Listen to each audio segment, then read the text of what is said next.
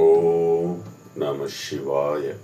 முருகப்பெருமானின் காயத்ரி மந்திரத்தை பார்ப்போம். முருகப்பெருமான் அருள் உங்களிடம் என்றும் நிலைத்திருக்கட்டும்.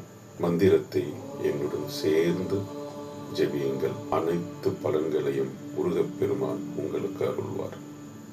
ஓம் தத் புருஷாய வித்மகே மகேஸ்வர புத்ராய தீமகி தன்னோ சுப்பிரமணிய பிரசோதயாத். ஓம் தத் புருஷாய வித்மகே மகேஸ்வர புத்ராய தீமகி தன்னோ சுப்பிரமணிய பிரசோதயாத்.